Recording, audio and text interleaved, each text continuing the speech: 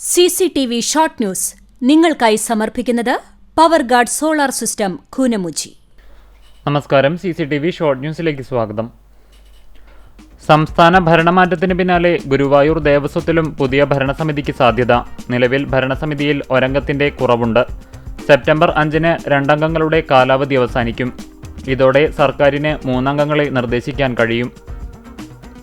ഗുരുവായൂർ നഗരസഭയുടെ ഉടമസ്ഥതയിലുള്ള Chavakkad high school ഗ്രൗണ്ടിലെ stadium ചില സംഘടനകൾക്ക് മാത്രം നൽകുന്നത് സംബന്ധിച്ച് കൗൺസിൽ യോഗത്തിൽ ബഹളം.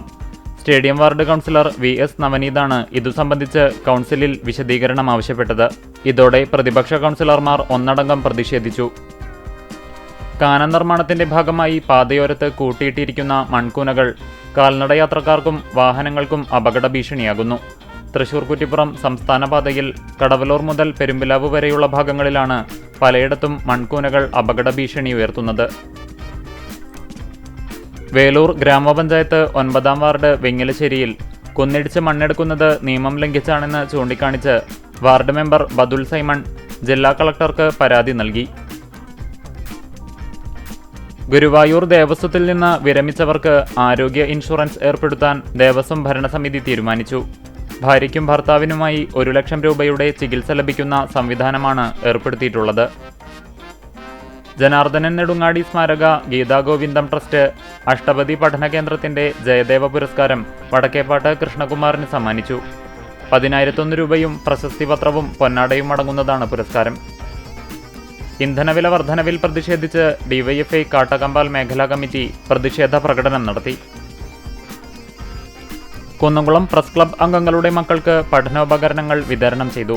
പ്രസ് ക്ലബ് ഹാളിൽ നടന്ന ചടങ്ങിൽ Kunnamkulam police station inspector Saneesh വിതരണോദ്ഘാടനം നിർവഹിച്ചു.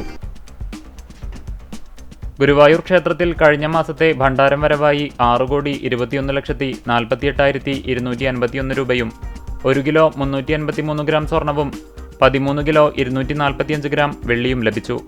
ഈ ഭണ്ഡാരം വഴി 7 ലക്ഷത്തോളം രൂപയാണ് ലഭിച്ചത്. പുന്നയൂർ പഞ്ചായത്ത് ആലാപ്പാലം ആധുനിക വാതക ശ്മശാനവുമായി ബന്ധപ്പെട്ട് പഞ്ചായത്ത് പ്രസിഡന്റിന്റെ നേതൃത്വത്തിൽ പഞ്ചായത്തിൽ സേവനം ചെയ്യുന്ന മരണാനന്തര സമിതി അംഗങ്ങളുടെ യോഗം ചേർന്നു. തിങ്കളാഴ്ച സത്യപ്രതിജ്ഞ ചെയ്ത് മുഖ്യമന്ത്രിയായി സ്ഥാനമേൽക്കുന്ന VD സതീശന് അഭിവാദ്യങ്ങൾ അർപ്പിച്ച് കാട്ടകമ്പാൽ യൂത്ത് കോൺഗ്രസ് മണ്ഡലം കമ്മിറ്റി ചിറക്കൽ സെന്ററിൽ ആഹ്ലാദ പ്രകടനം നടത്തി. Kunnamkulam government vocational higher secondary സ്കൂളിന് SSLC പരീക്ഷയിൽ 100% വിജയം. വിദ്യാർത്ഥികളെയും അവരെ പ്രാപ്തരാക്കിയ അധ്യാപകരെയും PTA നേതൃത്വത്തിൽ സ്കൂളിൽ വെച്ച് അനുമോദിച്ചു.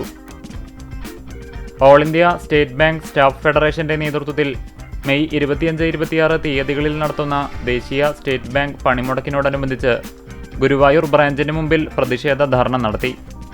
CCTV ഷോർട്ട് ന്യൂസ് നിങ്ങൾക്കായി സമർപ്പിക്കുന്നത് power guard solar system Koonamuchi. ഇതോടെ ഷോർട്ട് ന്യൂസ് സമാപിക്കുന്നു.